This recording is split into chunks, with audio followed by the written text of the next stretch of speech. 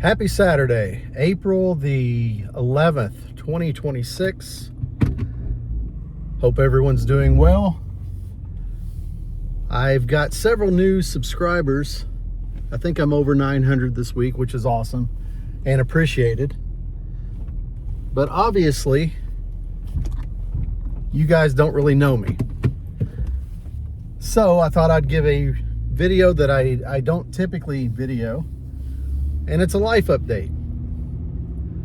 I've been in the hospital for a couple of days. Had a little incident on Tuesday. So consider this a life update and a warning. So the shortest version of a very long story is I have a history of abusing NSAIDs. Not incest, NSAIDs. Non-steroidal anti-inflammatory drugs, common over-the-counter drugs, Excedrin, Advil, anything that has an aspirin base to it, it's not good for you. So to give you a little story, it was not uncommon at all for me to take 2, 4, sometimes 6 Excedrin a day. I do deal with headaches. And not migraines, just annoying little headaches. So I'd wake up with a headache, go to the cabinet, pop 2 Excedrin, no big deal. Headache in the afternoon, pop 2 Excedrin, no big deal. Go running at the park, not feeling good at night, pop 2 Advil, no big deal. Until this past Tuesday, when it became a very big deal. I've been taking this medicine, this over-the-counter medicine, for years, and I'm talking 20 plus years because of the headaches and things that I deal with. Tuesday, I just got home from the park, and I was eating a salad, and I started feeling a little queasy at my stomach. Didn't think anything of it. Went to bed, laid there, and my stomach started feeling even more nauseous. So I got up, and I told my son, hey, if you hear me downstairs throwing up, don't be surprised, because I feel like I'm headed that direction. So it wasn't 10-15 minutes later, I'm in the bathroom throwing up. And not to be too graphic or anything, but it was very dark. And I thought that was kind of weird. So I tried to think, what did I eat that was dark that would look like that? And I couldn't think of anything. So after I threw up, I went and sat on the couch and obviously watched some Disney Plus. Thought, okay, I threw up, I'm feeling better, it's over. About 55 minutes later, because I was watching Daredevil, that's how I know it was 55 minutes, started feeling a little nauseous again. So I went to a little bathroom or half bath that we have downstairs, and I got in there and started feeling really, really lightheaded. So much so that I knew I was in trouble. So I opened the bathroom door, I yelled for my son upstairs, and I laid down because I knew I was passing out, and I collapsed on the floor. Next thing I know is that my son had found me lying in a pool of my own blood, which is bad, but it could be worse. Could have been a pool of someone else's blood. But seriously, I was laying in a large pool of blood, and my son got my wife. They called 911. I don't know how long I was passed out, 30 seconds maybe. I really, really don't know.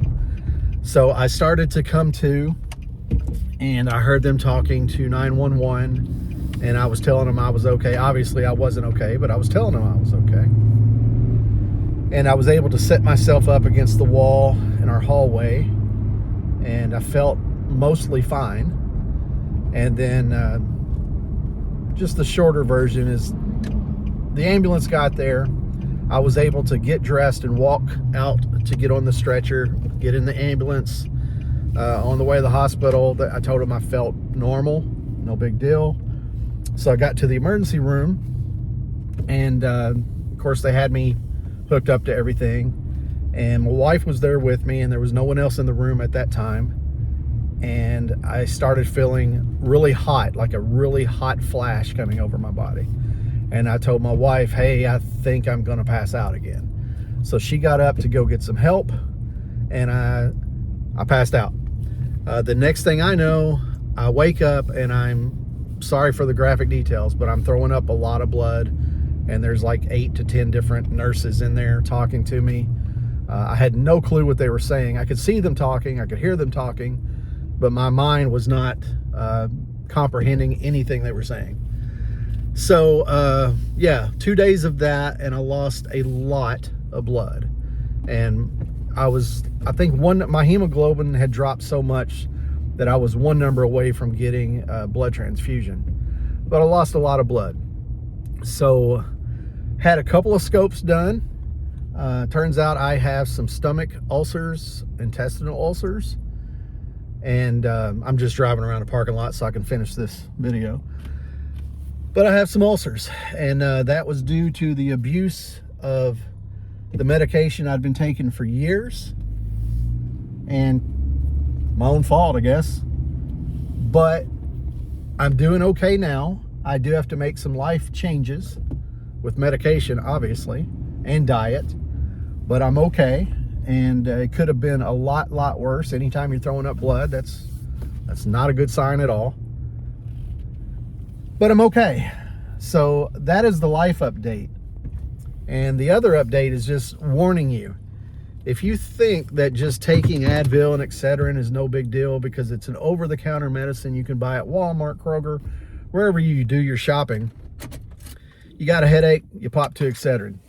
Your legs hurt, you pop 2 Advil. You don't think anything of it. It can really come back to bite you. Just watch yourself. I know a lot of people that take it regularly because of the things they deal with. I guess what I'm saying is, if you can avoid it, at all costs, avoid it. So that's it. I do have a Disney trip coming up in 8 days. Cross my fingers. I'm really tired. I don't have any energy. Trying to get my hemoglobin back up. But I'm doing well, and I'm still planning on going. But I gotta make some recovery in the next few days. But I wanted to give a quick update because I know I've got some new followers, and you're probably just now finding out I do a lot of Disney stuff, a lot of soccer stuff, a lot of parks. Rarely do I do one of these videos, but here we are. So thanks for the subscribers. Thanks for watching. Thanks for your thoughts. I do appreciate it. And stay off the Excedrin, stay off the Advil, and take care of yourself.